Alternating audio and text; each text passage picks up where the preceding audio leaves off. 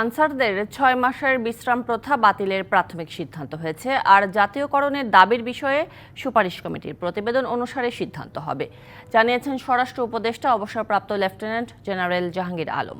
আর answer জাতীয়করণ আন্দোলনের সমন্বয়ক নাসির মিয়া জানিয়েছেন, আন্দোলন স্থগিত করা হবে। চাকরি জাতীয়করণ করার দাবিতে কয়েকদিন ধরে রাজপথে আনসার সদস্যরা। এর মধ্যে দাবিগুলো সুরাহা করতে তাদের যুক্ত করে অন্তর্বর্তী সরকার গঠন করে দেওয়া একটি উচ্চ পর্যায়ে কমিটি কাজ শুরু করে।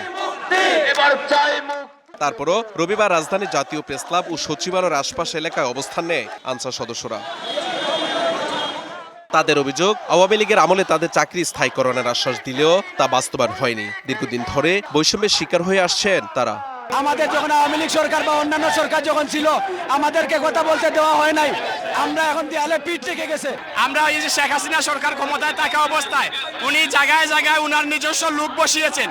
আমরা কোনো অন্যায়ের প্রতিবাদ করলে আমাদের চাকরি হারানো হয়েছে, আমাদেরকে ফ্রিজ করে বাড়িতে পাঠানো হয়েছে। তাদের চাকরি দ্রুত রাজস্ব খাতে নিয়ে স্থায়ী করতে অন্তর্বর্তী সরকারের প্রতি আহ্বান জানান আনসার সদস্যরা।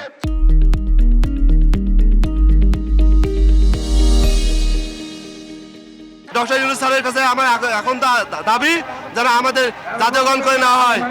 এক দফা এক দাবি, জাতীয়করণ চাই। আমাদের সদর দপ্তরে সাধারণ আনসার পরিচয় দিলে ঢুকতে দেয় না, অথচ তারা শোল্ডার ব্যাচ পরে আনসারের এবং এখানে তারা ব্যাটালিয়নের পরিচয় দেয়।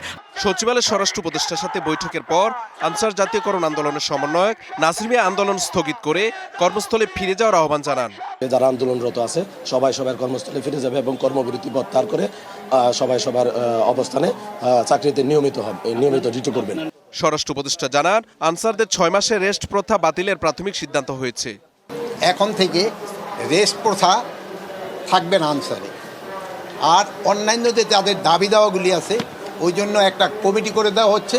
এই কমিটি পর্যালোচনা করে আমাদের কাছে পাঠিয়ে এবং তা আমরা আন্তঃমন্ত্রণালয়ে বসে একটা সিদ্ধান্ত নিব। কেন্দ্রীয় কর্মসূচির অংশ হিসাবে রংপুর, যশোর ও চাঁদপুরে মানববন্ধন ও বিক্ষোভ সমাবেশ করেন আনসার ও গ্রাম প্রতিরক্ষা বাহিনীর সদস্যরা। Mahmudul Hasan Nazim, DBC news, Dhaka.